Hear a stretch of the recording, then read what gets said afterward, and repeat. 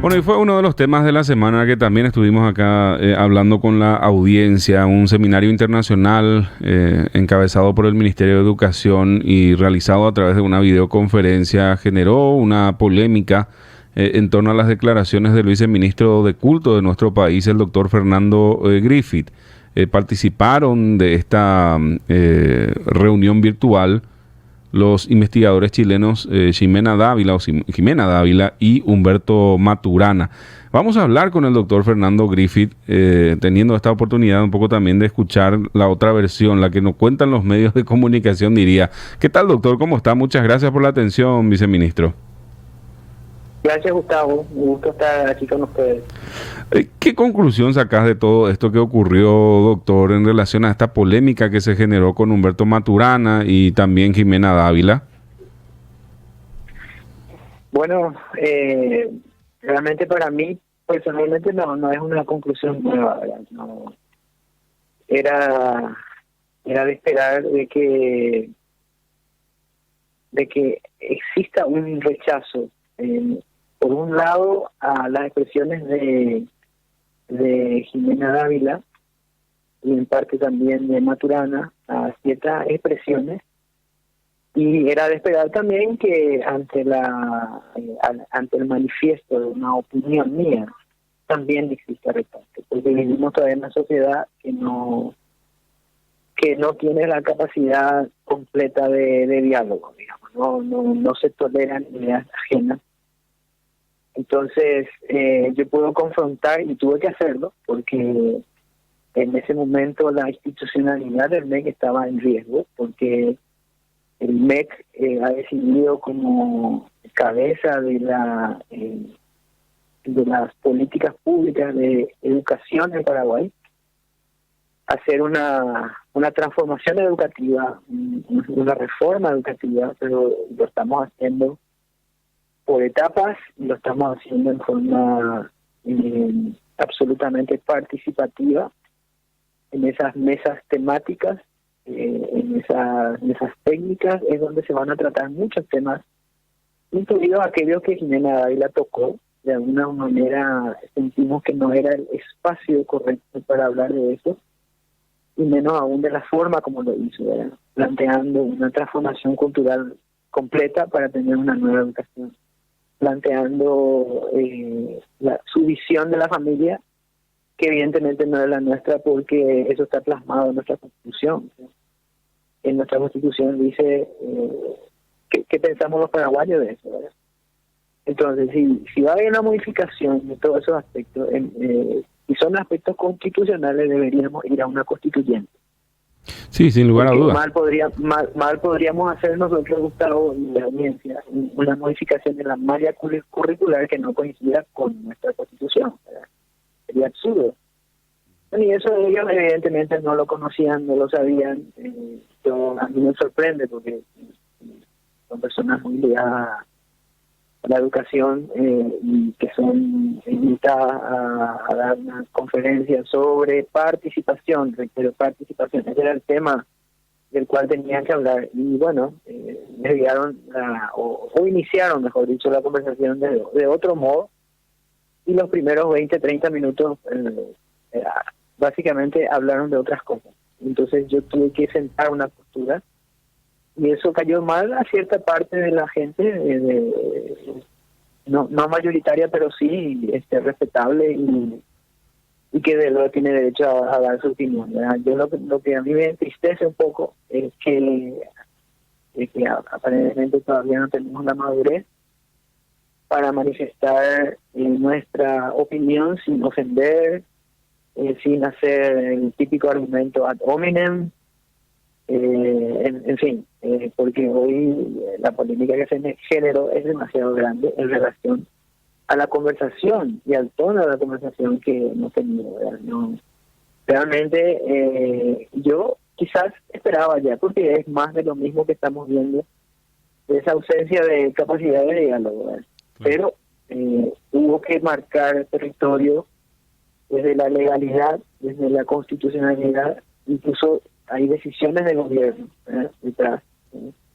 que recién pueden ser modificadas en una constituyente y otras que pueden ser introducidas en una malla curricular, que sin embargo aún así necesitan ser discutidas en los estamentos y las instancias correspondientes, no en un seminario donde la gente no puede participar, ¿no? Porque la única forma que podía participar la gente era escribiendo su opinión en las redes, ¿no?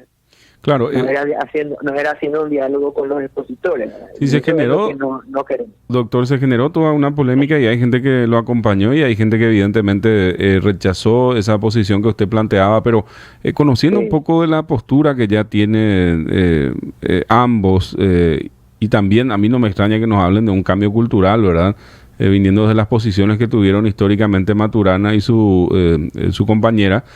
Ahora, te hago la consulta que a mí me hicieron durante todo este tiempo también, porque de algún modo me ven como un exponente, de verdad. ¿Por qué invita el MEC, por qué invita al Ministerio de Educación y Ciencias a personas que sabemos que están, digamos, con otra posición totalmente diferente y que tienen una visión que de algún modo lo iban a dar a conocer en algún momento? Si no estamos de acuerdo, ¿por qué, como país, digo, por qué el MEC le invita? Bueno, no necesariamente, y yo creo que la audiencia quizás no conoce algunos detalles, ¿verdad? Sí. En primer lugar, Maturana es una personalidad a nivel mundial. Él tuvo etapas en su vida profesional, varias. Yo creo que a partir de los años 90 quizás hubo un cambio digamos que se alejó un poco más de las ciencias duras y entró en el campo de la filosofía, y eso quizás molestó también que yo lo haya dicho, ¿verdad? Pero esa es mi opinión, ¿verdad? Y tengo todo el derecho a decirlo, ¿verdad? Y tengo cómo probar también eso, ¿verdad? En función a declaraciones de él en los últimos años, ¿verdad? Pero sin embargo, lo que la audiencia no sabe es que en varios de nuestros foros participaron expertos de otros países y muchos dijeron, por ejemplo, que el fracaso chileno en términos de reforma educativa, estoy citándolos literalmente, no, que las grandes dificultades que hoy enfrenta el sistema educativo chileno se debe a que no le hicieron caso a Maturana en términos de darle participación a la gente para opinar. Entonces eso generó de que el equipo técnico empiece a buscar artículos de Maturana que hablaban de la participación, y por supuesto hay varios y muy interesantes. Ese fue el espíritu de la invitación, que él hable de ese tema. Y entonces se generó la invitación, él aceptó. Luego, en los días previos, ya se generó una tensión, porque alguien encontró una declaración suya del año 94 que decía que el embrión no era un ser humano. Entonces, hablábamos con ellos y en un momento el tema surgió, sin embargo, ellos iniciaron la charla de una manera totalmente distinta, probablemente por el entusiasmo. No quiero entrar a juzgar, pero evidentemente no dimensionaron el choque cultural que se generaría a raíz de esas declaraciones. Entonces yo tuve que sentar postura institucional, sentar postura de país, y repito que es postura de país porque es nuestra Constitución la que está hablando, ¿verdad? No es una postura solamente personal. Todas esas discusiones se deben llevar a los ámbitos correspondientes. No se puede plantear en un seminario cuyo objetivo no era el que hablen de eso, no se pueden plantear de esa forma, ¿verdad? Pero ellos lo hicieron, y yo repito, Gustavo, el MEC no quiso generar esta polémica. Yo a nivel personal tampoco.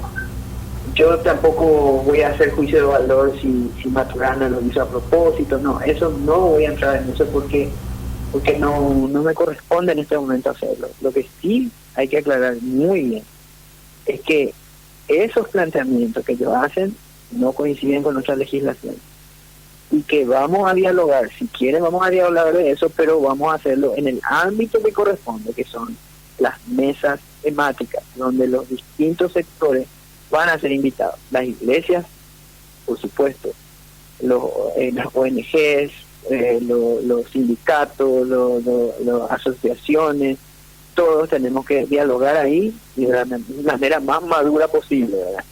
Y de ahí recogiendo el sentir de la gente. No es que se van a hacer consensos y se va a votar y ese voto vendrá una planadora. No. Sobre lo que no hay, no habrá modificación alguna en el sistema educativo. Sí, sobre lo que se consensúe. Sí. Entiendo. Ahora, viceministro, filósofos, investigadores, científicos emitieron un comunicado en donde están solicitando o están exigiendo, mejor dicho, que usted pida disculpas a los expositores. Científicos. Yo le estoy diciendo en un documento que lo leímos. Me sorprende un poco. En verdad pero son los filósofos entiendo, pero yo también aclaré que el papel de la filosofía era fundamental en la reforma. Ahora, doctor, pero que hay decisiones que tenemos que tomar en función a la ciencia. Yo entiendo. Y hay decisiones que tenemos que tomar en función a la filosofía. Nada más que eso. Yo leí un comunicado que firma Sociedad Paraguaya de Filosofía y Centro de Investigaciones en Filosofía y Ciencias Humanas, dice. Ahora, ok, son ciencias sociales. Ok. Son ciencias sociales. Entonces, y ahí viene el gran lago o el gran río de cocodrilos, ¿verdad? ¿Por qué? Porque hay un divorcio, Gustavo, entre las ciencias de la salud, por ejemplo, y las ciencias sociales. Claro. Si yo hoy le pregunto, te doy un ejemplo, ¿verdad? Si yo hoy le pregunto a un docente que viene del área de las ciencias sociales, si está en conocimiento de algunos aspectos fundamentales que han salido en los últimos años de las neurociencias, o si conoce qué está diciendo la ciencia sobre las dificultades de aprendizaje, por ejemplo, probablemente me voy a encontrar con un problema.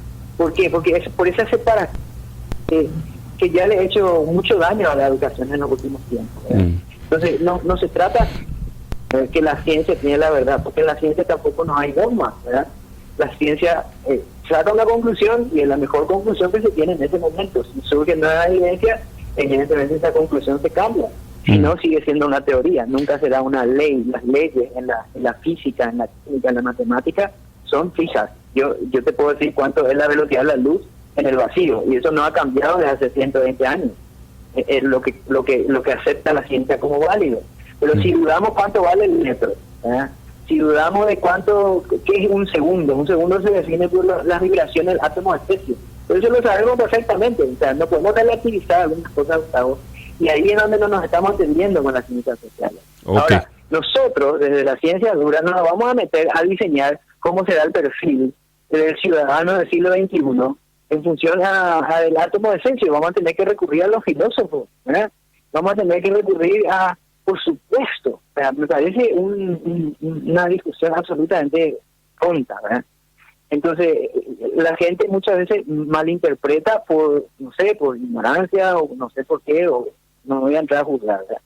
Pero lo verdad es, Gustavo, que una reforma educativa se hace con las mejores herramientas que uno tiene, ¿verdad? ¿Cómo no vamos a hablar de qué es el síndrome X frágil, cuando que es la discapacidad cognitiva más importante que tenemos que tratar? ¿Será que todos conocemos eso? Yo pregunto, ¿verdad? Entonces, no podemos nosotros, si vamos a dudar del método científico, entonces no tomemos un avión, no usemos celulares, no vayamos al médico cuando estamos enfermos. O sea, doctor, pongamos las cosas en su lugar. Por último, entiendo entonces que no va a haber un pedido de disculpas. Lo otro, ¿usted tiene el acompañamiento del ministro, del Ejecutivo en relación a esta posición? Finalmente, esa última consulta. Yo creo que habrá que preguntarles a ellos, ¿verdad? Pero pues, yo entiendo que sí, porque he manifestado mi opinión, he hablado de las leyes del Paraguay, he hablado de cómo se está llevando el proceso y he dicho lo que en ese momento yo consideré que tenía que decir. Genial. Pero vos entendés, Gustavo, que esto es algo muy delicado, ¿verdad? Muy delicado. Nosotros no podemos llevar a tambor batiente una idea, nosotros tenemos que dialogar. Por supuesto. Dialogar todo el tiempo. No, la fuerza últimamente es la que se quiere utilizar en todos los ámbitos, ¿verdad? Pero no funcionan así. Claro. Pero esa ya es una opinión mía, ¿no? Doctor Fernando Griffith, viceministro de Culto, le agradezco por el tiempo y también por estas aclaraciones. A ustedes, muchas gracias. Muchísimas gracias. El viceministro de Culto, el doctor Fernando Griffith.